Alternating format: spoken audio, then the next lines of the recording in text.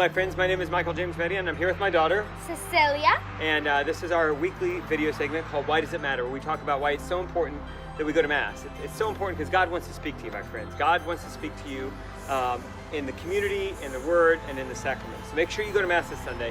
We just read through the readings. Second Sunday of Easter. We're in the Easter season here. And Ceci, what stuck out to you with the readings this Sunday?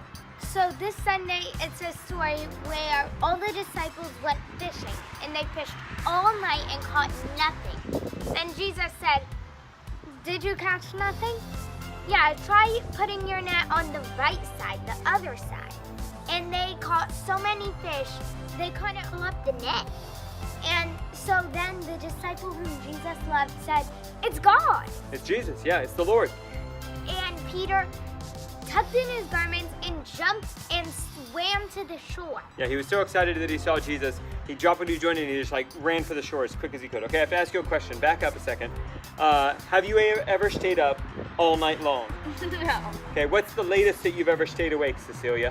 Probably 3 a.m. when we got the Switch. Oh, the night that we got the video game, the Switch? Yeah, we stayed up really late playing Zelda. And were you tired at 3 in the morning?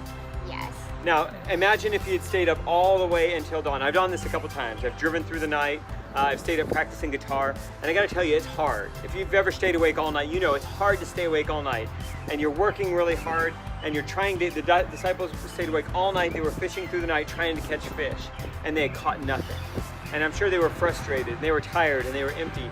And I think this is a great story, because when I hear this, I'm reminded that when we're apart from God, when we're trying to do things on our own, it's frustrating and it's empty and it's not going to be fruitful.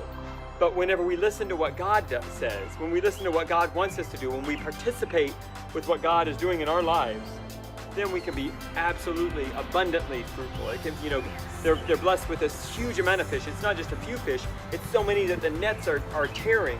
They're about to tear their nets, pulling them in. And so that's the one thing that stuck out to me, is that when we participate with what God wants to do, it's an abundant life of blessing. Okay?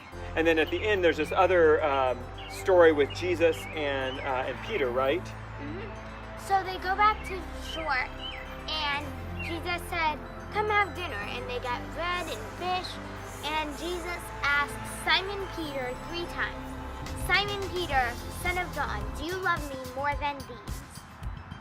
And Peter says, "Yes, I love you more than anything." Yeah, I love the ending of that Simon Peter, Jesus says, "I know that you love me, and when you were younger, you used to dress yourself and go where you wanted. But when you grow old, somebody else will dress you and lead you where you don't want to go."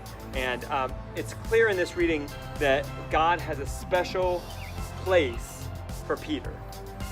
St. Peter, who became the first pope, he has a special place in mind for him. And he shows him that you're going to have to follow me and sacrifice and give up what you want. And that's one of the things that I am learning and continuing to learn in my own life, is the ability to give up what I want to participate with what God wants. So what I found was Peter is the most active in his faith. Like, he didn't just row the hardest or pull as many fish in as possible.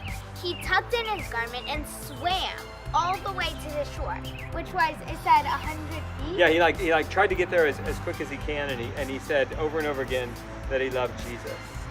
And this is one example, but another one is the walking on the water. He got out of the boat, and because of love for Jesus, he didn't notice he was walking on the water until he looked down. Mm-hmm.